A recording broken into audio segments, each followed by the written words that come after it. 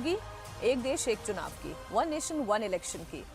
इससे लेकर बड़ी खबर सामने आई है। कहा यह जा रहा है कि 2029 में लोकसभा और 22 राज्यों के विधानसभा के चुनाव एक साथ हो सकते हैं।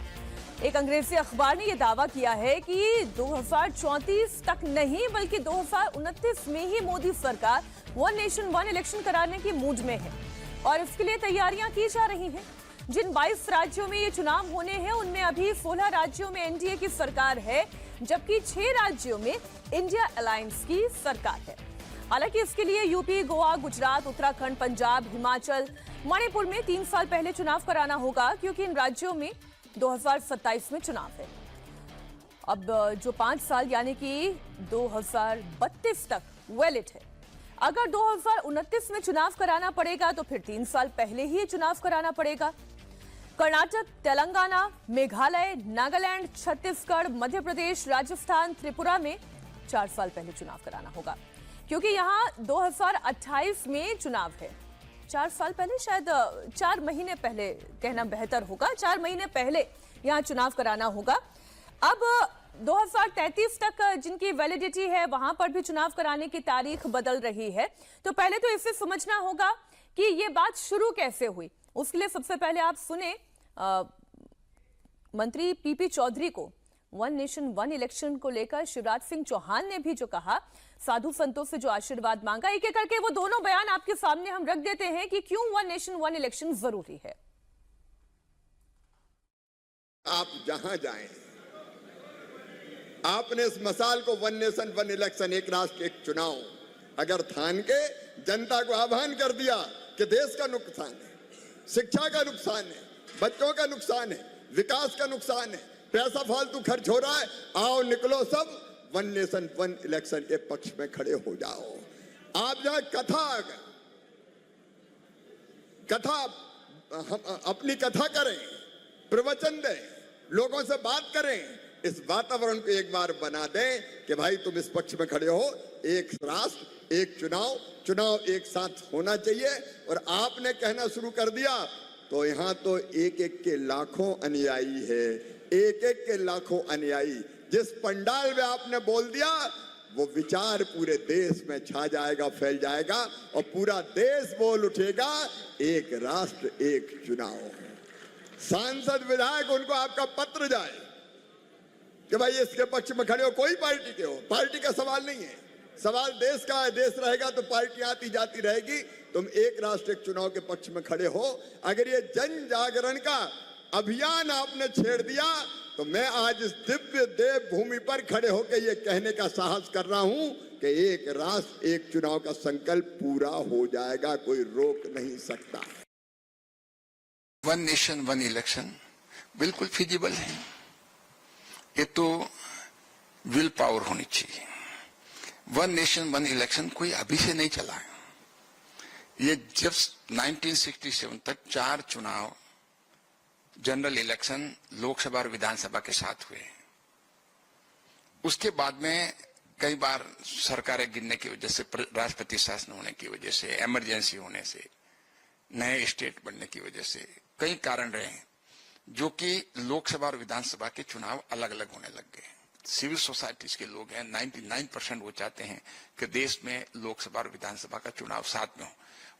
अगर कानून 2028 में आ जाता है और 2029 में अगर कुछ राज्य साथ आते हैं तो उनके काउंसिल ऑफ मिनिस्टर पे निर्भर करता है। ये कमेटी को मैंडेट नहीं है, लेकिन उनकी डिस्क्रिप्शन है और भारत के संविधान में ये प्रावधान है। वो अपना हाउस डिसॉल्व कोई करना चाहें कुछ स्टेट तो कर करके इनके साथ आ सकते हैं, सारे चुनाव साथ ले सकते। लेकिन क्योंकि इनके चुनाव 5 साल के लिए हो रहे हैं या हुए हैं, इनको कमेटी के मैंडेट में ये नहीं कि उनका पीरियड कर्टेल करते हैं।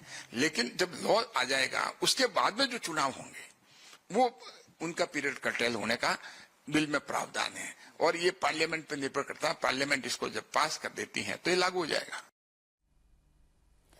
अब पहले तो ये समझ लें कि 4 महीने पहले या 4 साल बाद कहां-कहां पे प्री पॉन्ड कराया जा सकता है और अगर प्रीपोन्ड कराया जा सकता है तो फिर वहां की राज्य सरकारें क्या इसके लिए तैयार होगी? उसमें भी जो बीजेपी शासित राज्य हैं, एनडीए शासित राज्य हैं, वहां पर शायद चुनौती ना हो, लेकिन जो गैर बीजेपी एनडीए शासित राज्य है, जहां पर इंडिया अलायंस की सरकार है, वहां पर यह चुनौती हो सकती है। इसे थोड़ा बेहतर तरीके से समझते हैं अजीत जी। तो किन किन राज्यों में आप प्री करा सकते हैं, या फिर आपको पोस्ट जो हम कह रहे हैं कि भाई 4 साल पहले आपने चुनाव करवा दिया? देखिए, जो लोकसभा का चुनाव होता है 29 में, जो लोकसभा का चुनाव होगा उसके साथ 4 राज्यों के चुनाव होते हैं। आंध्र प्रदेश का चुनाव होता है, उड़ीसा का चुनाव होता है, अरुणाचल प्रदेश और सिक्किम का चुनाव होता है। पहले तेलंगाना का भी होता था, लेकिन तेलंगाना ने अपना चुनाव प्रीपोन्ड करा लिया था, इसलिए वो साइकिल बिगड़ गया। तो 4 स्टेट के चुनाव होते हैं। उसके बाद 4 स्टेट और उसी साल होते हैं, एक एक करके चुनाव। 3 बड़े स्टेट होते हैं, महाराष्ट्र, हरियाणा और झारखंड के चुनाव होते हैं लोकसभा चुनाव के बाद बारी बारी से। तो 3 चुनाव तो वो हो गया, वो तो मैंडेट में आता है चुनाव आयोग के कि मई में चुनाव होने हैं और अगला चुनाव अगर अक्टूबर में है तो हम उसको इसके साथ करा लें। तो 7 राज्यों के चुनाव और लोकसभा का चुनाव ऑटोमेटिकली हो सकता है 29 में। इतना तो अभी हो जाएगा, उसके लिए किसी कानून में बहुत चेंजेस की जरूरत नहीं होगी। लेकिन अगर 22 राज्य कराने हैं, या ये जिसकी बात हम लोग कर रहे हैं कि 29 में ही एक देश एक चुनाव कराना है, तो सबसे पहले ये जो 129वां संविधान संशोधन विधेयक है, इसको पास कराना होगा। इसने संविधान संशोधन विधेयक अगर पास होगा तो उसमें कॉन्स्टिट्यूशन के 3 आर्टिकल्स को बदला जाएगा। उन 3 आर्टिकल्स को बदलने का मतलब ये होगा, जैसा अभी समझा रहे थे पीपी चौधरी, कि उससे मैंडेट मिल जाएगा आपको कि आप किसी स्टेट का चुनाव थोड़े टर्म के लिए करें, 2 साल के लिए करें, 2.5 साल के लिए करें, कर्टेल कर सकते हैं, वो मैंडेट मिल जाएगा। लेकिन फिर उसमें राज्य के मैंडेट का क्या? नहीं, अभी अगर कानून पास हो गया तब फिर राज्य के मैंडेट का मामला नहीं रह जाएगा। कानून पास हो जाएगा, अगर कानून पास हो जाएगा, उस कानून में ये प्रोविजन है, वो किया जा सकता है। ठीक है। अगर कानून पास नहीं होता है तब क्या संभावना है?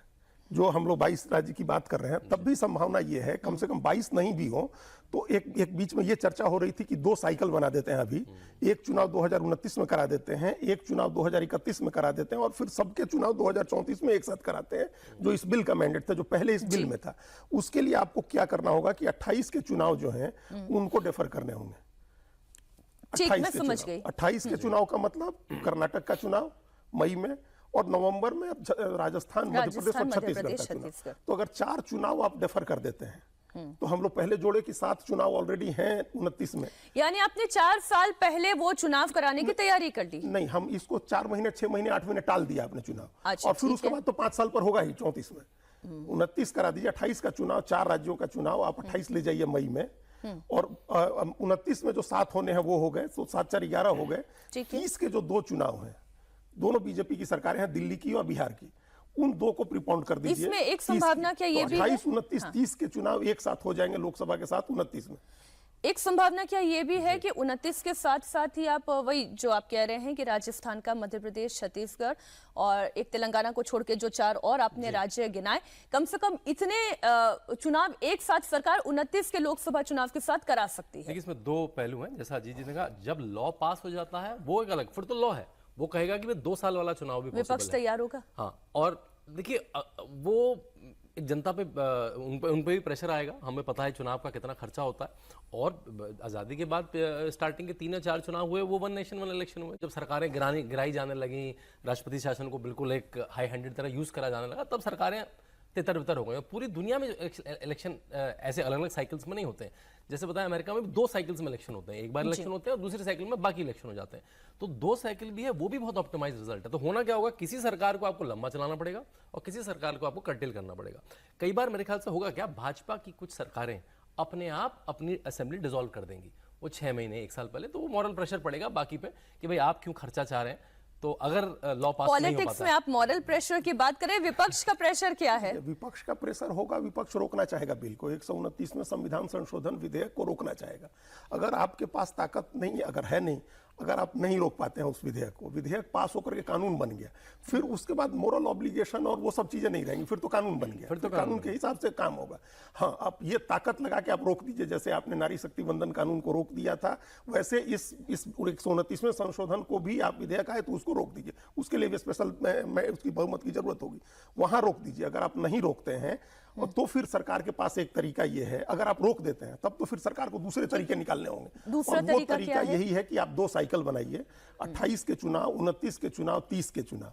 ये कर्नाटक, तेलंगाना, मध्य प्रदेश, छत्तीसगढ़, राजस्थान 5 स्टेट 28 में है, 7 स्टेट 29 में है, तो 7 5 12, 2 स्टेट 30 में है, 12 2 14, 14 राज्य और लोकसभा आप करा लीजिए 29 में, और बाकी जो राज्य हैं ये करा लीजिए 31 में, और फिर अपने आप एक साइकिल 2034 में बन जाएगा। सरकार शायद यही प्रिपरेशन कर रही होगी, बिल्कुल यही प्रिपरेशन कर रही होगी, क्योंकि अगर विमेन रिजर्वेशन बिल पर बात नहीं बन पाई है तो फिर इस पर क्या बात कैसे बनेगी। बात यूपी के चुनाव की कर लेते हैं। मुख्य चुनाव आयुक्त ज्ञानेश कुमार आज अपनी टीम के साथ लखनऊ पहुंच रहे हैं।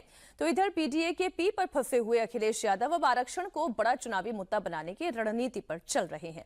यूपी में आरक्षण सुधार को लेकर सवर्ण आंदोलन कर रहे हैं, तो अखिलेश आंदोलन की इस आग पर पीडीए की रोटी सेक रहे हैं।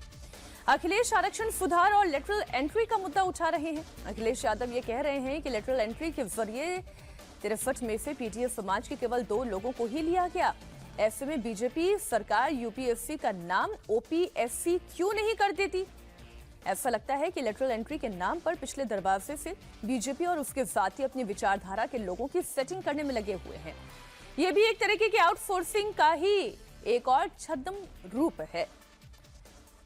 अब क्या अखिलेश यादव को सवर्ण नहीं चाहिए, शांतनु जी?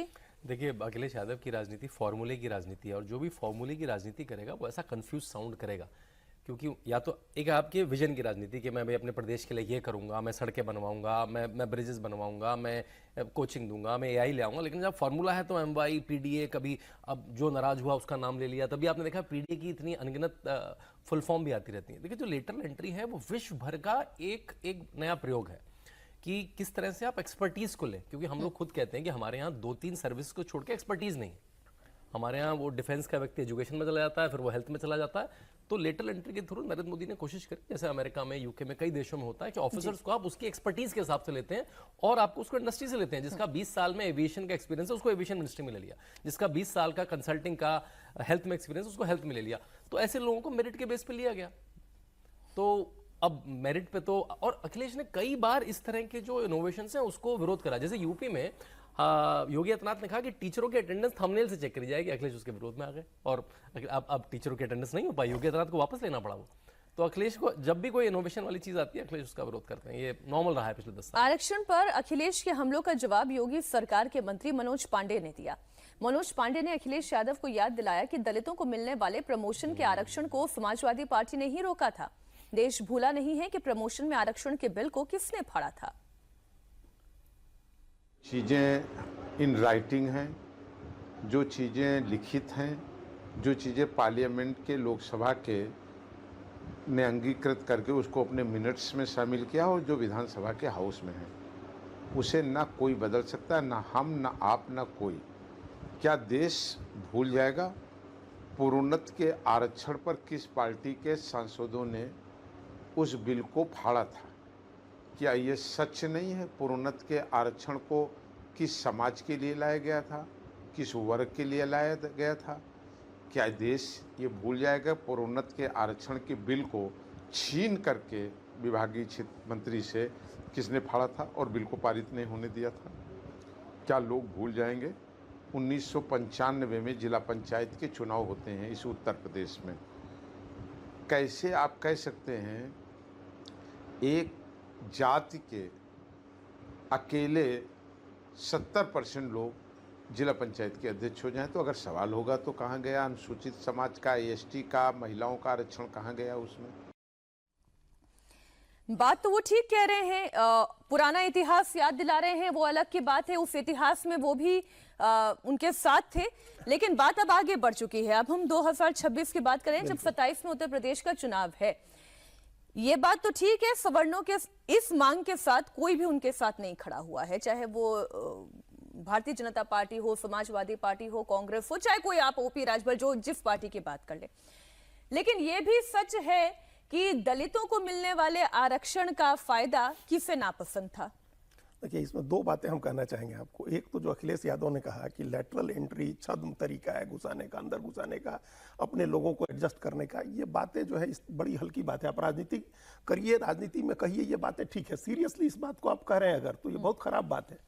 इस देश में जितनी क्रांति हुई है मीनाक्षी जी, वो सब लेटरल एंट्री वालों ने की है। एक भी आरक्षण से भर्ती होकर आया हो या यूपीएससी पास करके सामान्य वर्ग का आईएएस आईपीएस हुआ हो, उसने कोई बदलाव नहीं किया है।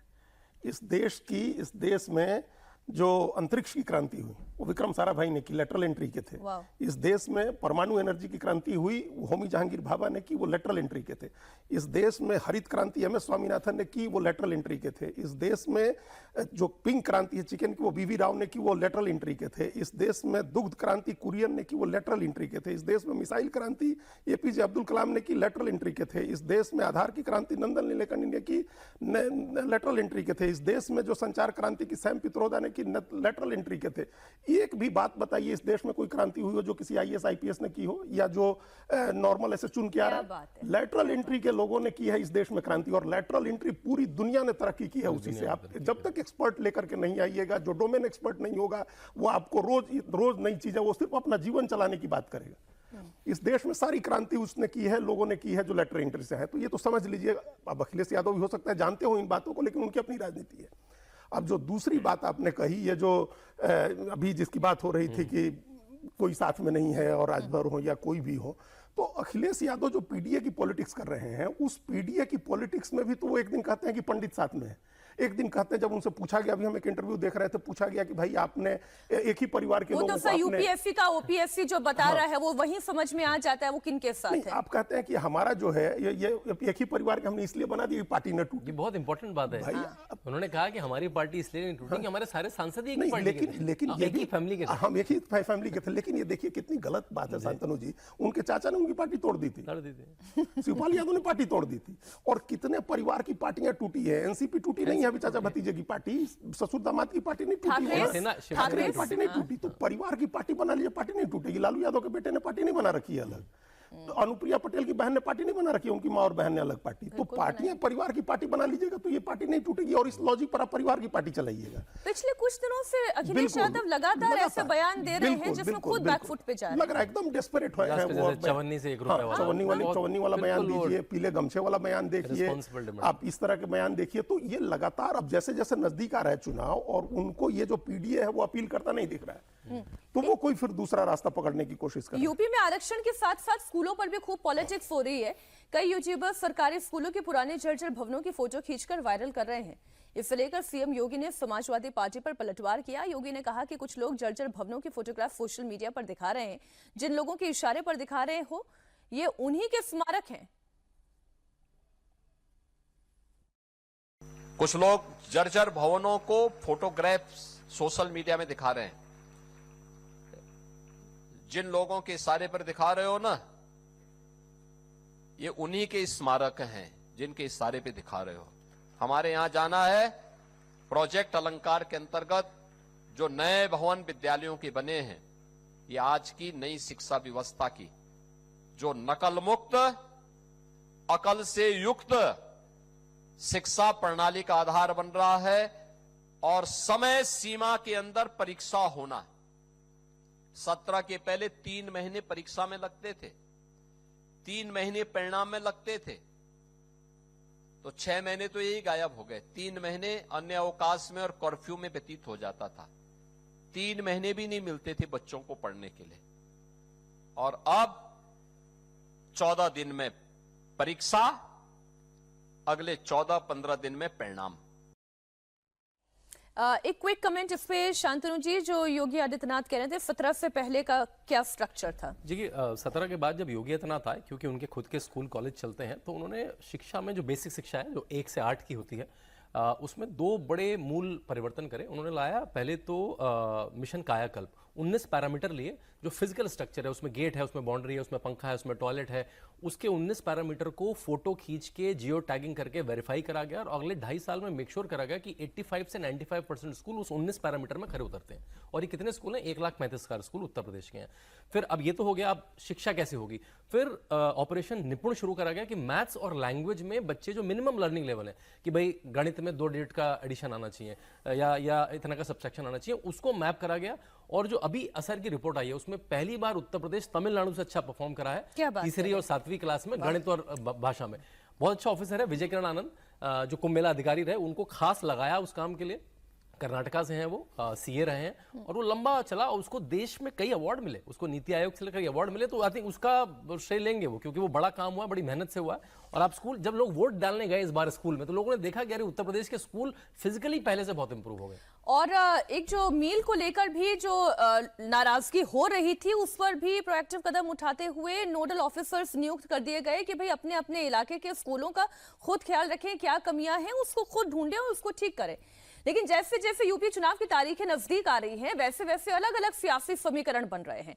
अब आम आदमी पार्टी के सांसद संजय सिंह ने अखिलेश यादव से मुलाकात की। अखिलेश यादव से मिलने के बाद संजय सिंह ने कहा कि आरक्षण के मुद्दे पर वो अखिलेश यादव के साथ हैं। इस मुलाकात के बाद यूपी चुनाव में समाजवादी पार्टी और आम आदमी पार्टी के बीच गठबंधन की अटकलें तेज हो गई हैं। पर सवाल यह है कि अगर अखिलेश यादव आम आदमी पार्टी के साथ गठबंधन उत्तर प्रदेश में कर लेंगे, तो फिर कांग्रेस और आम आदमी पार्टी साथ मिलकर कैसे चुनाव लड़ेंगे? ऐसा तो हो नहीं सकता कि पंजाब में अलग हैं और यहाँ पे पंजाब में धुर विरोधी हैं और यहाँ पर अलायंस में चुनाव लड़ेंगे। ये कैसे करेंगे? अगर ये किया तो धर्म संकट हो जाएगा। हाँ, तो कांग्रेस के लिए नैरेटिव को कंट्रोल करना मुश्किल हो जाएगा, वो संभव ही नहीं है। फिर आप आम आदमी पार्टी के लिए भी, उसके लिए भी होगा, लेकिन आप देखिए उसमें आम आदमी पार्टी को फायदा हो जाएगा, कांग्रेस को नुकसान होगा। जो केरल में हुआ था और पश्चिम बंगाल में हुआ था, पश्चिम बंगाल में पिछले चुनाव में, इस बार नहीं, उसके पहले कांग्रेस लड़ रही थी इनके लेफ्ट के साथ अलायंस करके, और सेम टाइम केरल में आप लेफ्ट के खिलाफ लड़ रहे थे। तो आप यहाँ भी गए और लेफ्ट वहां भी लेफ्ट आ गई, आपको वहां भी नुकसान हो गया। इस बार क्या कर रही है, ये जो आप देख रहे हैं, जैसे दो बातें हैं, इसमें भी आरक्षण की बात है। एक बात तो समझ ले कि बीजेपी ने एकदम स्पष्ट कर दिया है, केंद्र सरकार ने भी, कि आरक्षण जैसा है उसमें कोई चेंज नहीं होने जा रहा है। इसलिए अभी आरक्षण था, आरक्षण है, आरक्षण रहेगा। अब बढ़ाना या घटाना या दूसरी और चीजें, उसमें कुछ चीजें ट्वीक करना, वो अलग चीजें हैं, लेकिन वो चेंज नहीं करने जा रही है सरकार। और दूसरी बात ये जो आपने कहा, अभी कांग्रेस पार्टी खुद ही गोवा में बात कर रही है आम आदमी पार्टी से। ये पैराडॉक्स है पॉलिटिक्स का, ये विरोधाभास देखिए, ये नौटंकी देखिए। वहां कांग्रेस बात कर रही है जो रिवोल्यूशनरी गोवन पार्टी से और आम आदमी पार्टी से गोवा में तालमेल करने के लिए, और यहां संजय सिंह बात कर रहे हैं कि आम आदमी पार्टी कांग्रेस के अलायंस में शामिल हो जाए, और पंजाब में फिर आप आम आदमी पार्टी के खिलाफ लड़िएगा। तो ये हो सकता है कि थोड़ी चीजों का फायदा कहीं मिल जाए एक आध जगह, लेकिन जो बड़ी लड़ाई कांग्रेस की है, वो पंजाब की है, वो कांग्रेस लूज कर जाएगी। अगर आम आदमी पार्टी के साथ गोवा में और उत्तर प्रदेश में तालमेल होता है, तो वो फिर आप एंटी इनकम्बेंसी की बात ही नहीं कर पाएंगे और खत्म हो जाएगा, आपका पूरा प्रोस्पेक्ट खत्म हो जाएगा। जैसे खाना बनाने के लिए बावर्ची खड़ा होता है तो कहते हैं ना, रेसिपी में नमक स्वाद अनुसार, तो यहाँ पॉलिटिक्स में भी गठबंधन आवश्यकता अनुसार। अच्छा, यूपी की सियासत में अब महाराष्ट्र की ऑटो ड्राइवर्स की भी एंट्री हो गई है। महाराष्ट्र में टैक्सी, ऑटो और कैब ड्राइवर्स के लिए मराठी भाषा का चलाऊ ज्ञान अनिवार्य किया गया। ये खबर हमने आपको दमदार 10 में भी दिखाई थी। सड़क पर उनके मराठी ज्ञान का टेस्ट भी हो रहा है। अखिलेश यादव इस मुद्दे को उठा रहे हैं। अखिलेश यादव ये कह रहे हैं कि हर राज्य की मातृभाषा का सम्मान और उत्थान होना चाहिए, लेकिन किसी भी भाषा का राजनीतिकरण नहीं होना चाहिए। मुंबई में बीजेपी के उत्तर भारतीय नेता हैं या भ्रष्टाचार में लीन होकर ठंडे पड़े हैं? अगर ऐसा ही है तो मुंबई महाराष्ट्र की बीजेपी घोषित कर दे कि वो किसी हिंदी, ब्रज, बुंदेली समेत अन्य भाषा भाषियों को एक भी वोट उनका नहीं लेगी। अब इसमें आप राजनीति ढूंढिए, लेकिन ये काम महाराष्ट्र में गलत हो रहा है। इस पर हमने भी खूब चर्चा की। शांतनु जी, देखिए, अगर कोई भी चीज़ वायलेंस से होती है तो बिल्कुल दिक्कत है उसमें। लेकिन हाँ, ये जैसे हम लोग कभी किसी भी प्रदेश में काम करने जाते हैं, मेरा कई प्रदेशों में काम करना, तो उसकी एक वर्किंग नॉलेज आना अच्छी तरह है, लेकिन उसको एक प्रोजेक्ट की तरह करना अच्छी बात है कि आपने एक प्रोजेक्ट बनाया, सरकार ने उनको ट्रेन करा, उनको एक बेसिक व्यवहारिक भाषा आ गई, वो बहुत अच्छी बात है, उनको भी फायदा होगा और आती भी है। आप किसी भी उत्तर भारतीय जो कम से कम 10-15 साल से रह रहा है, वो मराठी बात कर लेता है, लेकिन हाँ, उसको एक अटैक की तरह करना, उसको सड़कों पे उनका एग्जाम लेना बिल्कुल गलत है। लेकिन एक बात है, अखिलेश यादव ने जब कभी भी राज ठाकरे जब अपनी पुरानी राजनीति करा करते थे, जब वो पीटा करते थे, तब एक भी स्टेटमेंट नहीं उनका उस समय का अखिलेश यादव का, मैंने कोई स्टेटमेंट नहीं सुना अखिलेश यादव का। जब भी राज ठाकरे ने जब भी अपनी वो आताई राजनीति चलाई तब उन्होंने, क्योंकि तब वो उनकी कन्वीनियंस नहीं बैठती थी राजनीति की, सरकारों के हिसाब से। देखिए, अब उनके हो सकता है कि वहाँ उनके लोग, वहाँ उनके हमेशा 1-2 विधायक रहते हैं, अबू असीम आजमी उनके रहे, हमेशा जीतते रहते हैं, वो इसका विरोध करते रहे हैं वहाँ ग्राउंड पर। लेकिन हमारा सवाल ये, हम इस बात की एकदम जो आपने कहा कि हमको ठीक नहीं लग रहा है कि आप ये करिए, इस तरह से कानून बना करके। इसके पहले भी 2017 में कोशिश की गई थी और हाईकोर्ट ने स्ट्रक डाउन कर दिया था आपके उसको कि आप कानून बना करके नहीं कर सकते। एजुकेट करिए, टेरराइज मत करिए। उसको तैयार करिए। लेकिन ये सवाल अखिलेश यादव कांग्रेस पार्टी से क्यों नहीं पूछ रहे हैं? कांग्रेस पार्टी क्यों नहीं सड़क पर उतर के महाराष्ट्र में इस बात का विरोध कर रही है? शिवसेना क्यों नहीं विरोध कर रही है? भाई आपको वहां सूट कर रहा है कि यहाँ मराठी मानुस का भी वोट चाहिए और इधर हिंदी बोलने वालों का भी वोट चाहिए, तो आप चुपचाप बैठे रहेंगे। ठीक है सर, वही मैंने कहा ना कि आवश्यकता अनुसार हर मुद्दे पर बयान आते हैं। केंद्रीय संसदीय कार्य मंत्री किरण रिजिजू ने लोकसभा में नेता प्रतिपक्ष राहुल गांधी को तेज बहाव में बहने का साइन समझाया। राहुल गांधी के फिटनेस पर उन्होंने चुटकी भी ली, साथ ही स्विमिंग का वीडियो भी जारी किया, तंज भी कसा। दरअसल केंद्रीय मंत्री किरण रिजिजू ने अरुणाचल प्रदेश की तेज बहती हुई नदी में तैरते हुए अपना वीडियो शेयर किया, जिसमें उन्होंने तेज बहाव वाली नदी में तैरने और शांत पानी या तैराकी के तालाब में तैरने के बीच अंतर समझाया। उन्होंने लिखा कि कई लोग कह रहे हैं कि मैं भी राहुल गांधी जैसा कर रहा हूं, लेकिन ये मेरी जिंदगी का सामान्य रूटीन है, जबकि राहुल गांधी को इसके लिए ट्रेनिंग की जरूरत है। मैं कोई ट्रेनिंग नहीं लेता, मेरे लिए बचपन से ही बच्चों का ये खेल रहा है, मेरी जिंदगी रोमांच से भरी रही है। दरअसल जून 2026 में राहुल गांधी का निकोबार में स्कूबा डाइविंग करते हुए एक वीडियो आया था और इसके बाद किरण रिजिजू ने भी स्वराज द्वीप में स्कूबा डाइविंग की थी। तब से रिजिजू पर राहुल गांधी की देखा देखी करने का आरोप लग रहा है। अब रिजिजू ने अरुणाचल प्रदेश की तेज बहती हुई नदी में तैरते हुए वीडियो को शेयर करके इन बातों का जवाब दिया। हालांकि एक और बात इसमें जो है वो ये थी अजीत जी कि ये जो अरुणाचल की नदियां हैं ये गहरी बहुत हैं और बहाव बहुत तेज होता है। बहाव बहुत तेज है। पहाड़ी नदी बीच में इसमें व्हर्लपूल्स भी होते हैं, व्हर्लपूल भी होते हैं और पहाड़ी नदी है जिसका बहाव हमेशा इसमें तेज होता है। तंज के अलावा भी आप कुछ देख रहे हैं पॉलिटिक्स? देखिए, ये तो क्या पॉलिटिक्स है, जैसे अरुणाचल प्रदेश अभी कई कारणों से चर्चा में है। तो उस अरुणाचल प्रदेश के एमपी हैं, केंद्र में मंत्री हैं और महत्वपूर्ण मंत्री हैं, लगातार नरेंद्र मोदी की सरकार में महत्वपूर्ण भूमिका निभाते रहे हैं। और दूसरा इनकी खास बात यह है किरण रिजिजू की, इनको लगाया गया है कम्युनिकेशन समन्वय बनाने के काम में भी।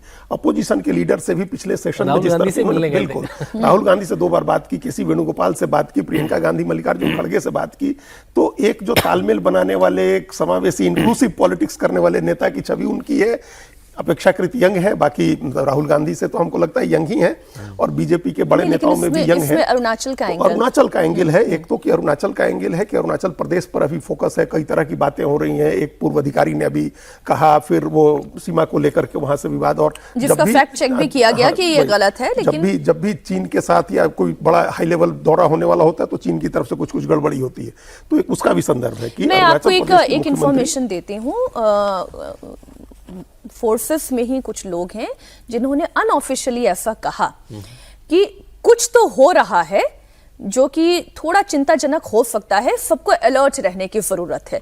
और ये उन्होंने नॉर्थ ईस्ट को लेकर ही कहा, ये नहीं कहा उन्होंने कि कश्मीर में लद्दाख की तरफ से कोई समस्या आएगी। कोई समस्या आएगी भी तो चाहे वो इंटरनली हो या एक्सटर्नली हो, इंटरनली भी उन्होंने कहा। देखिए, ये स्थिति क्या है कि ये जो अभी एक और एमपी थे वहां से, पता नहीं प्रदेश अध्यक्ष हैं यानी तापिर गांव, बीजेपी के ही एमपी थे, प्रदेश अध्यक्ष थे अरुणाचल प्रदेश के, उन्होंने भी कहा था, उन्होंने तो बजाबता ये बताया था कि एक सर्टेन सीमा बताई थी कि यहाँ तक चीन के लोग अंदर आए हैं, घुसपैठ हुई है, पुल बना रहे हैं, सड़कें बना रहे हैं, तो वो एक हमेशा चलता रहता है। और ये बात आप देखिए कि उन लोगों ने 100 से ज्यादा जगहों के नाम बदल दिए, अभी सबूत उस तरह से नहीं आया। और जांगनान कह के वो कहता, चाइना जो है उसको जांगनान कहता है, वो सब वो कर रहा है अपनी चीजें। तो वैसे समय में अरुणाचल प्रदेश के मुख्यमंत्री एक एमपी का जो मंत्री हैं, वहां नदी में तैरते हुए उनका वीडियो आना और ये दिखाना, एक देश के लोगों को भी एक मैसेज जाना चाहिए ना कि सब कुछ ठीक है। जो खबरें आ रही हैं वो नहीं है, ये सब चीजें हैं। वहां तो छुट्टी मना रहे हैं, नदी में मंत्री तैर रहा है, तो क्या कोई बात नहीं है। अरुणाचल प्रदेश हमारा था, हमारा है और हमारा रहेगा, ये मैसेज भी देना है डोवल के लिए भी। लेकिन एक चैलेंज तो है, तो बिल्कुल चैलेंज है। और चीन जैसे देश के साथ आपको मिलिट्री डिटरेंट भी साथ में रखना पड़ेगा और डिप्लोमेसी टेबल पे बैठना पड़ेगा। और चीन पता भी है इसको, सबके साथ ही इस तरह से खेलता है। और विपक्ष को भी ये बताना होगा कि हमारे साथ हमारी टेबल पे रहो, हमारे टेबल पर रहो। चीन एक मुश्किल देश है, वो ऐसे ही डिप्लोमेसी करता है सबके साथ। वो आपके साथ मिलिट्री एग्रेशन भी करेगा, साथ में आपके साथ बैठेगा भी। आपकी ऐप इधर से बैन होंगी, उधर से वो आपके साथ कोई फाइनेंशियल डील भी कर रहा होगा। ये चीन के साथ ऐसे ही आपको मैनेज करना पड़ेगा। टफ नेबर है आपका, वो भारत का भाग्य है कि उसको उसके चारों तरफ ऐसे टफ नेबर्स मिले, उसके साथ ऐसे ही डील करना पड़ेगा। किरण रिजिजू पे एक चीज, ये नई बात नहीं है, आप उनका हर 2 महीने में एक वीडियो देखिए, जंगल में ट्रैकिंग करते हुए कहीं दूर सुदूर वो खाना पका रहे हैं पहाड़ों में, जंगलों में। ये आम जीवन का पार्ट है उनके। बल्कि मुझे लगता था कि कब चले जाते हैं, क्योंकि अक्सर तो दिल्ली में दिखते हैं, तो मेरे ख्याल से उनका एक रूटीन है, कुछ सैटरडे संडे या महीने में एक बार वो जाते हैं। और ये जो उनका और सांसदों को अपने अपने क्षेत्र जाना भी चाहिए। बिल्कुल खासकर मंत्रियों के लिए दिक्कत होती है क्योंकि समय नहीं मिल पाता है। बिल्कुल, तो ये अच्छा है मेरे ख्याल से। वो राहुल जी को रिजिजू ये भी चुनौती दे रहे हैं कि संसदीय कार्य मंत्री रहने के बावजूद मैं अपने क्षेत्र में जा रहा हूँ, आप भी जाइए कभी। और ये भी कहना पड़ेगा कि राहुल जी की जो फिटनेस है वो अच्छी बात है, मतलब अच्छी बात है। मैं कहता हूं हर व्यक्ति को ऐसा होना चाहिए। मैं तेजस्वी सूर्या के वीडियो देखता हूँ, वो भी रोज साइकिलिंग के वीडियो डालते हैं। तो जितने भी मंत्री अगर वो इस तरह की चीजें करें तो एक मैसेज जाता है कि फिट रहना अच्छी बात है। तो एक अच्छा मैसेज है वो। मिडिल ईस्ट में बमबारी रुकी हुई है, लेकिन खबर यह है कि कभी भी पासा पलट सकता है, माहौल बदल सकता है। अमेरिका और ईरान की तनातनी इस बात का सबूत है। इस बीच एक बड़ी खबर आपको दे दूं, सीक्रेट मिशन के तहत मुनीर फिर से ईरान पहुंच रहा है। 5 महीने में मुनीर का यह तीसरा ईरान दौरा है। इस बीच वो ईरान और अमेरिका के बीच बातचीत फिर से शुरू करने को लेकर ईरान के नेतृत्व से बात करेगा, ईरानी राष्ट्रपति से मिलेगा। ईरान के विदेश मंत्री और पार्लियामेंट स्पीकर एमबी गालिबफ से वो मुलाकात होनी है। और ईरान अमेरिका के बीच 60 दिनों का युद्ध विराम तो चल ही रहा था, अब 17 अगस्त को खत्म भी हो चुका है, लेकिन हॉर्मूज पर कंट्रोल को लेकर दोनों के बीच में रह रहकर बमबारी हो रही है। इधर कुछ धीमी जरूर पड़ी है। ट्रंप की नई नई धमकियों से फिर युद्ध का क्या सायरन बज गया है? सवाल यह है, क्या सुलह कराने की कोशिश के तहत ही मुनीर ईरान जा रहे हैं? पाकिस्तान दोनों के बीच ब्रोकर का काम तो पहले भी कर रहा था, तब शांति नहीं बहाल हुई, तो अब कैसे शांति बहाल हो जाएगी? 17 अगस्त को ईरान और अमेरिका के बीच 60 दिनों का अंतरिम सीजफायर खत्म हो गया है, लिहाजा जंग फिर से कभी भी शुरू हो सकती है। खत्म तो हुई ही नहीं अजीत जी, तो फिर से शुरू होने के बाद क्या करें? प्लान क्या है इस वक्त मुनीर का?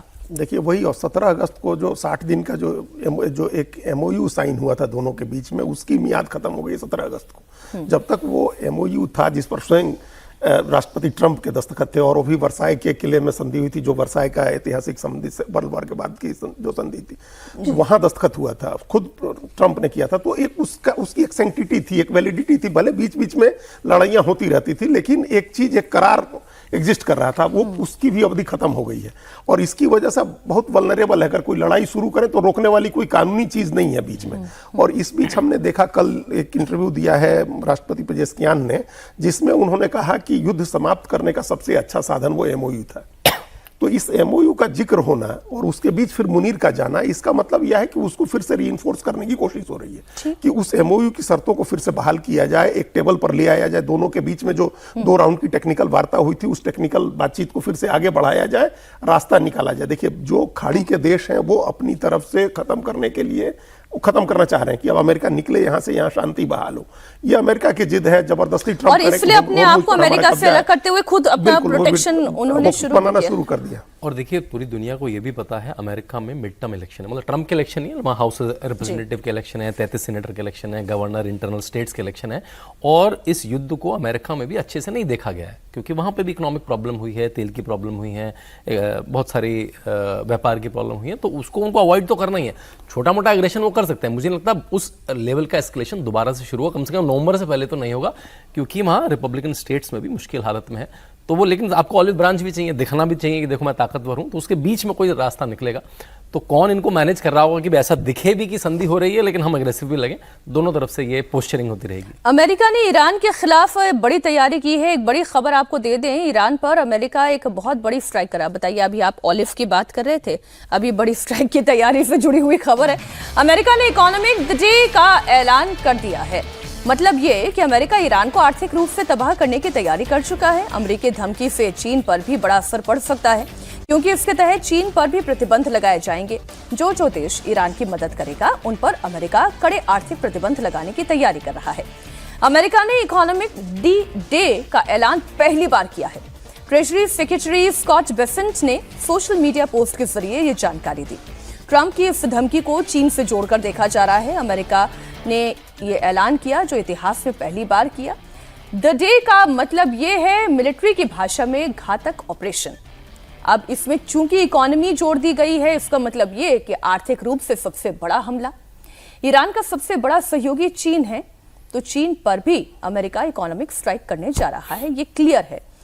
डोनाल्ड ट्रंप की डिप्लोमेसी कैसे काम करती है? यही डोनाल्ड ट्रंप है, कुछ महीने पहले चीन की यात्रा करके आए, उनके साथ बातचीत करके आए। अब ये कह रहे हैं कि ईरान को सपोर्ट करने वाले चीन पर भी बड़े आर्थिक प्रतिबंध लगाए जाएंगे। ईरान को जो अब तक के पिछले एमओयू की हम बात कर रहे थे, अमेरिका यही कह रहा था ना कि ईरान को फिर से खड़ा करने में, रिकंस्ट्रक्ट करने में हम अपनी तरफ से योगदान देंगे। एक्चुअली ये द डे है क्या? देखिए, अब एक तो एकदम स्पष्ट आपको दिख रहा है कि ये शिफ्ट है मिलिट्री एग्रेशन से इकोनॉमिक एग्रेशन पर। ये आप मिलिट्री एग्रेशन नहीं करने जा रहे हैं, इसका ये मतलब है। अब आपका शिफ्ट है इकोनॉमिक एग्रेशन की बात है, तो ईरान पर तो पहले ही पाबंदी लगा रखी है अमेरिका ने, और उसकी पाबंदी के चलते ईरान अपने तेल नहीं बेच रहा था, और उस पाबंदी के बावजूद ईरान का 90% तेल चीन खरीदता है। तो चीन के पास अपना अभी तुरंत अगर कोई भी कार्रवाई अमेरिका करेगा, चीन पर तुरंत कोई असर नहीं पड़ेगा। उसके पास 10 महीने से 1 साल का रिजर्व है, और वो रूस से भी तेल खरीद रहा है, चीन से भी तेल खरीद रहा है, और अपने यहाँ भी अपना इंटरनल जो एनर्जी की सिक्योरिटी के उपाय उसने किए हुए हैं। और जो आपने कहा कि अभी भी ट्रंप जो है चीन के साथ पूरी दोस्ती रखे हुए, और उन्होंने तो क्वाड छोड़ दिया, उन्होंने वो G2 बना लिया उन्होंने, और G2 में वो चीन के साथ तालमेल करके और एक तरह से ये एक सहमति बना रहे हैं कि वेस्टर्न हेमिस्फीयर हम देखेंगे और इधर तुम्हारे हवाले रहेगा। इसकी वजह से ताइवान चिंतित है, इसकी वजह से जापान अपना मिलिट्री एक्सपेंडिचर बढ़ा रहा है। जापान के प्रधानमंत्री ने भारत आकर के बातचीत की है। भारत, ऑस्ट्रेलिया, जापान अपना एक ट्रोइका बना रहे हैं, जो क्वाड था, क्वाड्रिलेटरल की जगह एक ट्रोइका बना रहे हैं। तो ये अमेरिका चीन के साथ दोस्ती किए हुए, और चीन के ऊपर उसने टैरिफ भी ज्यादा लगा रखा है। चाइना और अमेरिका की भी कहीं ऐसे तो नहीं कोई अंडरस्टैंडिंग है? अंडरस्टैंडिंग हो तो चाइना के साथ उसने, चाइना पर तो टैरिफ लगाया ही हुआ है। हाँ। इसके बावजूद अब ये जो धमकी दे रहे हैं, ये ईरान को आप क्या डरा लीजिएगा, वहां तो न करेंसी बची है, उसका करेंसी इतना डिवैल्यूड हो गई है, ऐसी महंगाई बची हुई है, उनकी न इकोनॉमी बची है ना कुछ बची है। अब वो तो आप मिलिट्री एग्रेशन से ही वहां आप टॉपल कर सकते थे, आप ग्राउंड पर बूट्स उतार करके टॉपल कर सकते थे, वो अब आप करेंगे नहीं। तो आपके इस इकोनॉमी डी डे का कोई असर ईरान के ऊपर नहीं पड़ना है, 0 शून्य असर होगा इसका। आपको क्या लगता है? दूसरा अमेरिका की आप जो 50 फॉर्च्यून 500 की कंपनियां हैं जो मैन्युफैक्चरिंग लेड हैं, उसमें से 80 से 85% की मैन्युफैक्चरिंग चाइना में होती है। और आपको पता है कि अमेरिका अपनी इंडस्ट्री से बहुत ज़्यादा प्रभावित रहता है, उनको बैक भी करता है, और उसका डीप स्टेट का पार्ट भी होता है, सरकार का पार्ट भी होता है वो। तो चाइना से डीलिंग आप अमेरिका को कर ही नहीं सकते। उसकी हर बड़ी फैक्ट्री का 80% प्रोडक्शन चाइना में हो रहा है, चाहे वो टेक की कंपनियां हो, चाहे वो सोलर की कंपनियां हो, मैन्युफैक्चरिंग कंपनियां हो। तो उनका अलग प्रेशर रहता है अमेरिका पे। तो आप ठीक कह रही हैं, वो ऊपर से कुछ ये भी चलता रहेगा, और साथ में बिल्कुल डीकपलिंग कभी नहीं होगी। लेकिन ईरान को अभी, जैसे अजीत जी कह रहे हैं कि ईरान को इस बात का कोई फर्क नहीं पड़ना है, जिसकी इकोनॉमी वैसे ही तबाह हो चुकी है।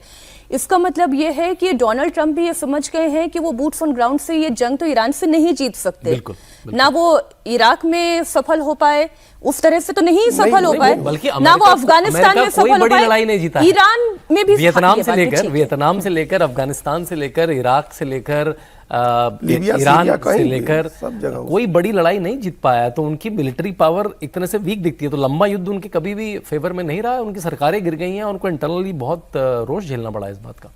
फिर ये डोनाल्ड ट्रंप क्यों कर रहे हैं? दिखाने के लिए? हाँ, दिखाने के लिए। और अब क्या है कि डोनाल्ड ट्रंप वहाँ इनकी इस पॉलिसी के चलते पूरे मिडिल ईस्ट में, वेस्ट एशिया में इनके पांव उखड़ रहे हैं।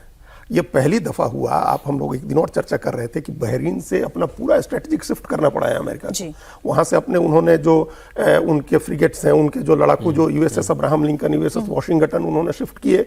उन्होंने अपना फ्लीट हटा करके जॉर्डन ले गए, वो वहां से इजराइल ले गए, और हिंद महासागर में ले आए, डिएगो गार्सिया ले आए वहां से। वो चूंकि लगातार अटैक कर रहा था ईरान, और ईरान की अभी भी अटैक करने की मिसाइल कैपेबिलिटी है, उसकी अभी भी ड्रोन कैपेबिलिटी है।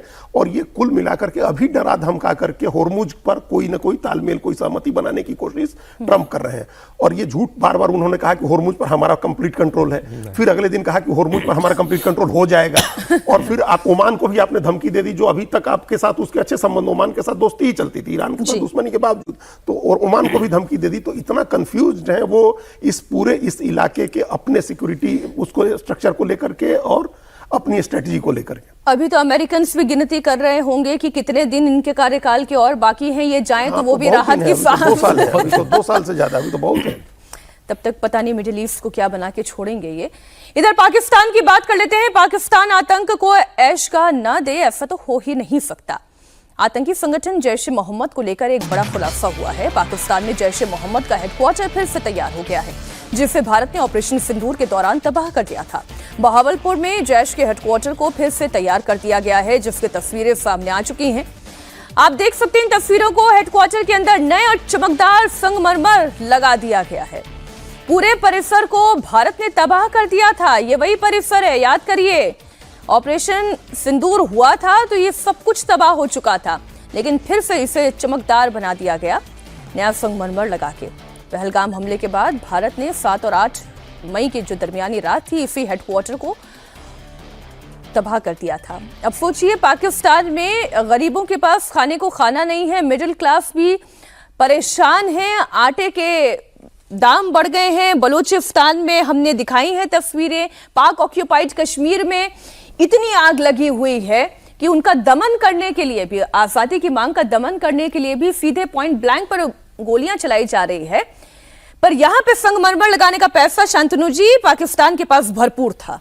देखिए, पाकिस्तान के लिए टेररिज्म कोई एब्रेशन नहीं है, उनकी स्टेट पॉलिसी है। उन्होंने एक टाइम पे स्टेट किया था कि हम भारत से लड़ नहीं सकते, तो let bleed India with 1000 wounds. तो उनकी वो ऑफिशियल स्टेटेड पॉलिसी है इंटरनली। तो उनके लिए तो ये बनाना ही है, आप तोड़ेंगे बनाएंगे, तोड़ेंगे बनाएंगे। और इससे एक मैसेज भी जाता है पूरी दुनिया को, जो भी ये, अगर हमारे पास ये वीडियो है तो ये विश्व की हर इंटेलिजेंस एजेंसी के पास ये वीडियो है। तो ये एक्सपोजर भी है, जो भी पाकिस्तान के साथ खड़ा होता है, उसको सपोर्ट करता है, उसको हथियार सप्लाई करता है, उसको कोई भी इकोनॉमिक सप्लाई करता है, उसको कि वो टेरर प्रोड्यूसिंग स्टेट है, वो टेरर सपोर्टिंग स्टेट है उसकी, और वो कुछ अगला होगा। और ऑपरेशन सिंदूर पॉज हुआ है, ऑपरेशन सिंदूर बंद नहीं हुआ है। वो इंडियन मिलिट्री की, इंडियन गवर्नमेंट की स्टेटेड पोजीशन है। तो देखिए ये कब तक रह पाता है संगमरमर। क्या आबादी है और क्या आबाद इनका गुलिस्तान है। 25 करोड़ रुपए खर्च किए हैं इसने पाकिस्तान। इधर उधर से पैसे जुगाड़ कर रहा है, भीख मांग करके, कर्ज लेकर के, और वो खर्च करता है आतंकवादी संगठनों का ढांचा बनाने में। और उसके बाद फिर उसके यहाँ भी अटैक होते हैं, उसके यहाँ आतंकवादी हमले करते हैं, एक दूसरे को लोग मारते हैं। अभी इसी तरह की चीजों मस्जिद में एक अटैक हुआ था, तो वो खुद भी इस बात से ब्लीड कर रहा है। लेकिन उसको चूंकि भारत के खिलाफ छद्म लड़ाई जारी रखनी है, अपने जो आतंकवादियों के लॉन्च पैड हैं जो उसने बना रखे हैं जगह जगह, वो उसको चलाए रखना है। और इससे उसको इंटरनल पॉलिटिक्स में जो सत्तारूढ़ पार्टियां हैं, नेता हैं, उनको लाभ मिलता है कि हम उलझाए हुए हैं भारत के मामले में, कश्मीर के मामले में लोगों को, और कुछ ना कुछ हम कर रहे हैं, तो इसका उनको इंटरनल पॉलिटिक्स में भी लाभ मिलता है। तो इसलिए वो कर रहा है। एक स्टेट पॉलिसी है उनकी भारत के खिलाफ लड़ाई चढ़े रहने की, कि हम 1000 साल तक लड़ेंगे। आप याद करिए भुट्टो के बयान कि हम घास की रोटी खाएंगे और 1000 साल लड़ेंगे, 1000 घाव देंगे भारत को। जिन्ना का सोचिए, जिन्ना ने कब कहा था कि हम गांव-गांव में पाकिस्तान बना देंगे। तो वो अपनी उसे स्लीपर सेल बनाता है, आतंकवादी घुसपैठ कराता है। इन सब के लिए बॉर्डर के आसपास उसको लॉन्च पैड चाहिए। तो दुनिया कुछ भी कहे, वो ये चीजें बनाएगा वो। तो इसमें हम लोग तो लड़ ही रहे हैं। अमेरिका की एक बड़ी जवाबदेही बनती है, जो आप भारत के संदर्भ में या दुनिया के सभ्य लोकतांत्रिक देशों को हर समय नसीहत देते रहते हैं कि आप क्या ऐसा होता है, आप क्या वैसा हो रहा है, आप क्या ऐसा। और पाकिस्तान के लिए एक नसीहत नहीं बचती है। बिल्कुल ठीक बात है। और खासकर जब भारत रशिया से तेल खरीदता है, तो भारत को खूब मॉरलिटी का ज्ञान मिला कि आप ऐसा क्यों कर रहे हैं। आप पाकिस्तान के साथ डीलिंग ये सब देख के कैसे कर पाते हैं। तो और वो जयशंकर ने कई बार डॉक्टर जयशंकर ने एक्सपोज करने की कोशिश करी है कि भाई आप किसके साथ खड़े दिखते हैं, तो हमें मत बताइए हम किसके साथ खड़े सोए हुए को जगा सकते हैं, लेकिन जो सोने का नाटक कर रहा है उसको तो कोई क्या जगाएगा। और ये तस्वीरें तो सामने हैं, आतंक की फैक्ट्री को फिर से तैयार कर दिया है, और ये सबूत काफी है दुनिया के लिए। लेकिन अगर दुनिया ही आंखें बंद करके बैठना चाहती है, तो भारत तो खैर अपनी लड़ाई लड़ेगा। दुनिया के किसी देश के कहने पे ना हम रुकते हैं और ना हम लड़ते हैं, दोनों ही बातें हैं। सीमा विवाद के बीच एनएसए अजीत डोभाल आज चीन के दौरे पर जा रहे हैं। आज चीन के विदेश मंत्री वांग यी के साथ सीमा विवाद समेत कई मुद्दों पर बात होगी। दरअसल अगले महीने नई दिल्ली में ब्रिक्स शिखर सम्मेलन होना है, जिसके मेंबर चीन भी है। ब्रिक्स सम्मेलन से पहले डोभाल के दौरे को बहुत इंपॉर्टेंट माना जा रहा है। कहा जा रहा है कि ब्रिक्स सम्मेलन में हिस्सा लेने के लिए चीन के राष्ट्रपति शी जिनपिंग अगले महीने भारत दौरे पर आ सकते हैं। माना यह जा रहा है कि अगर शी जिनपिंग भारत आते हैं तो शिखर सम्मेलन के अलावा प्रधानमंत्री नरेंद्र मोदी के साथ उनकी द्विपक्षीय बैठक भी हो सकती है। बॉर्डर विवाद को लेकर खुलकर बात होगी। अजीत डोभाल के कंधे पर ये बहुत बड़ी जिम्मेदारी है, और कुछ एजेंडा लेके तो वो गए ही हैं। बिल्कुल, ये स्पेशल रिप्रेजेंटेटिव लेवल की 25वीं वार्ता है बॉर्डर को लेकर के। उधर से भारत की तरफ से स्पेशल रिप्रेजेंटेटिव अजीत डोभाल हैं, उधर से वांग यी हैं जो उनके विदेश मंत्री हैं। तो ये एक कॉन्टिन्यूअस प्रोसेस है। ये 25वीं बैठक है। इसी से आप समझ सकते हैं कि दोनों इस बात को लेकर के एक औपचारिक रूप से बातचीत होती है बॉर्डर की बातों को लेकर के। और ब्रिक्स का सम्मेलन है, उसके बारे में भी, उसकी तैयारियों की भी बात होगी कि वो शी जिनपिंग आए, व्लादिमीर पुतिन आने वाले हैं, और उसकी भी तैयारी हो रही है। चाइना की इसके अभी हम जो पहले कह रहे थे कि जब भी कोई बड़ा होता है जो राजनीतिक डिप्लोमेटिक घटनाक्रम होना होता है तो कुछ ना कुछ चीन की तरफ से ऐसी घटनाएं होने लगती हैं जिससे तनाव बढ़ जाए, विवाद बढ़ जाए। एग्रेशन करता ही करता जहां जैसे अभी अरुणाचल प्रदेश और जिससे कि अगर कोई नेगोशिएशन हो तो उनका पलड़ा भारी रहे, उसको करते रहे, तो वो हमेशा करते हैं। और एक पॉलिसी को समझने की जरूरत है, बाकी लोग तो समझ ही रहे हैं बेटर, हम लोग तो उसकी तरफ ध्यान दिला सकते हैं कि चाइना की एक पॉलिसी है जो हम लोग सलामी स्लाइसिंग की पॉलिसी होती है ना, उस तरह से सलामी स्लाइसिंग की पॉलिसी है उसकी। छोटा छोटा 1 village 1 militarised village 1 time, 1 post 1 time, 1 infrastructure 1 time, वो इस तरह से करता है। वो कोई एग्रेशन वो कुछ इस तरह का नहीं करेगा। और ये जो अभी हम लोग पहले बात कर रहे थे कि हम लोग का पड़ोसी चाइना है, ये दुर्भाग्य था 1954 में भारत ने जब नेहरू की अपनी पंचशील की नीतियां थी जिनकी वजह से उन्होंने विरोध नहीं किया, नहीं तो चीन तो हमारा पड़ोसी था ही नहीं, हमारा पड़ोसी तो तिब्बत था। और 4000 किलोमीटर की सीमा चीन तिब्बत के साथ थी। अगर उस समय हम लोग लड़े रहते, उस समय मना किया होता, हमारा बफर था, तो चीन पड़ोसी होता ही नहीं। लेकिन चीन ने जिस तरह से तिब्बत को कब्जा किया है, उस तरह से हमारे ईस्टर्न बॉर्डर पर लद्दाख को लेकर के आप वो देपसांग, डेमचक, पैंगोंग झील से लेकर के इधर अरुणाचल प्रदेश तक, वो हर जगह एक एक करके स्लाइसिंग की पॉलिसी पर काम कर रहा है। तो भारत डिप्लोमेटिक बातचीत करे, उनका स्वागत भी करे, उनसे बायलैटरल भी करे, लेकिन अपना इंफ्रास्ट्रक्चर उसी तरह से तैयार करे। और एक बहुत इंपॉर्टेंट चीज है जो बात होनी चाहिए है, डोभाल साहब भी करें, प्रधानमंत्री भी हो सकता है करेंगे, ब्रह्मपुत्र पर जो सुपर डैम बना रहा है चाइना, वो इतना खराब है, इतना सिस्मिक एक्टिव जोन है वो, जहां इतना बड़ा अगर वो रिजर्वायर बनाता है तो बड़े भूकंप की आशंका होगी। तिब्बत का भूकंप याद करिए जिसमें हजारों 80-90 हजार लोग मरे थे, उस तरह का भूकंप की संभावना हो सकती है। भारत के लिए वो वेपनाइज कर सकता है पानी को, वो कुछ भी कर सकता है वहां। तो उस सुपर डैम को लेकर के बात होनी चाहिए, उसकी जो सलामी स्लाइसिंग की पॉलिसी है उसकी बात होनी चाहिए। मिलिटराइज विलेज बना रहा है गांव-गांव का हमारे इस बॉर्डर के आसपास, उसकी बात होनी चाहिए। अगर वो इस पर नहीं तैयार होता है तो हम लोग भी उस पॉलिसी, भारत भी कर ही रहा है, लेकिन एग्रेसिवली उसको करना चाहिए कि हम लोग भी अपना इंफ्रास्ट्रक्चर उसी तरह से हमारा इंफ्रास्ट्रक्चर हम ऑलरेडी पूरे बॉर्डर एरिया में, फिर चाहे हमारा बॉर्डर पाकिस्तान से लग रहा है या चाइना से लग रहा है, वो काम तो बहुत तेजी से हो रहा है। चाइना को लेकर अभी भारत का तरीका क्या है डील करने का? जैसा आपने कहा कि जो बॉर्डर एरियाज पे उसमें इंफ्रास्ट्रक्चर पिछले 10 साल में बहुत बना है, और हमें पिछली सरकारों के वो स्टेटमेंट भी याद हैं कि हम बॉर्डर एरिया में इसलिए इंफ्रास्ट्रक्चर नहीं बना रहे, नहीं तो अगर बना देंगे तो चाइना की सेना अंदर घुस जाएगी। इतना अपोलोजेटिक वो स्टेटमेंट था। लेकिन देखिए China I think modern world में, post second world war world में आई थिंक शायद ही अकेला बड़ा देश होगा जो टेरिटोरियली इतना एग्रेसिव है आज भी। चाहे वो तिब्बत हो, हांगकांग के साथ उसके रिश्ते हों, ताइवान के साथ उसके रिश्ते हों, अरुणाचल में वो जो आज भी पेपर पर वीजा देने की कोशिश करता है, तो वो एक अकेली बड़ी कंट्री है जो टेरिटोरियली, बाकी लोग अग्रेशन दिखाते हैं, वो कॉर्पोरेट अग्रेशन दिखाते हैं या वॉर का, फार्मेसी का, लेकिन टेरिटोरियल विस्तारवादी नीति है। आज भी विस्तारवादी नीति है, जबकि मॉडर्न वर्ल्ड में विस्तारवाद खत्म हो चुका है। वो आप वर्ल्ड वॉर के समय के पहले हुआ करते थे विस्तार या कंट्री अग्रेशन करा करती थी, तो उसके लिए देखिए वो भारत के साथ हर समय रहेगा। भारत को अपने चीज मजबूत करना पड़ेगा, इकोनॉमिकली अपने आप को बड़ा करना पड़ेगा। जैसे आप अपने आप को इकोनॉमिकली बड़ा करेंगे, वर्ल्ड पावर आपके साथ मिलती रहेंगी। तो हम लोग इस बात को बार बार भूल जाते हैं, केवल अग्रेशन से नहीं होगा, आपको इकोनॉमिकली जैसे आप मजबूत होंगे, आप अलग जगह टेबल पर बैठे होंगे। ये टेरिटोरियल एग्रेशन आजकल डिप्लोमेसी हो गई है। आजकल देखिए ये पहले बंद हो गया था, लेकिन रूस को देखिए, अमेरिका को देखिए, अमेरिका कितनी टेरिटरी पर अपना दावा कर रहा है, चाइना कर ही रहा है। आप देखिए इजराइल कैसे कर रहा है, में अमेरिका ने करने की कोशिश की, क्यूबा, ग्रीनलैंड, कहां नहीं वो एग्रेशन अपना दिखा रहा है, टेरिटोरियल एग्रेशन करने का। आप रूस को देखिए, आप इजराइल को देखिए कि ग्रेटर इजराइल के लिए कितना एग्रेसिव वो काम कर रहा है। अभी उसने जॉर्डन के इलाके हो, सीरिया का इलाका हो, लेबनान का इलाका हो, कितने इलाके उसने धीरे धीरे करके कब्जा किया। तो ये चल रहा है। और एक बात चाइना के मामले में हमेशा ध्यान रखना चाहिए कि उसका एग्रेशन हमारे लिए सबसे ज्यादा है, भारत के लिए। उसने जो सेंट्रल एशिया की कंट्रीज हैं, किसी के प्रति उसने एग्रेशन नहीं दिखाया, बल्कि हर कंट्री के लिए अपना कुछ छोड़ करके समझौता किया है सेंट्रल एशिया की कंट्रीज के साथ। लेकिन भारत के प्रति उसका जो है, वो भारत को उसको लग रहा है कि ये उसका जो संभावित चैलेंजर है, जो उसको चैलेंज कर सकता है इकोनॉमिकली भी, स्ट्रेटेजिकली भी, वो भारत है। छोटा सा पावर है। कोरोना के समय सैमसंग की एक बड़ी डिस्प्ले यूनिट चाइना में बंद होती है और वो उठ के आपके नोएडा में आ जाती है। बड़ी यूनिट है, उसमें कई हजार लोग काम करते हैं। आईफोन का जो सेकंड सबसे बड़ा प्रोडक्शन है वो चाइना के बाद भारत में तमिलनाडु, महाराष्ट्र में शुरू हो गया। तो उसे दिख रहा है सामने सामने, सीधे उदाहरण है, जो बड़े बड़े उदाहरण है। अगर कोई काउंटर कर सकता है तो उसे लगता है भारत कर सकता है। जोबल की यात्रा से जुड़ी हुई जो भी जानकारियां सामने आएगी आप सबसे पहले देखेंगे इंडिया टीवी पर ही। दमदार 10 को आज हम यही विराम देते हैं। बहुत शुक्रिया अजीत जी आपका भी, शांतनु जी आपका भी हमारे साथ जुड़ने के लिए।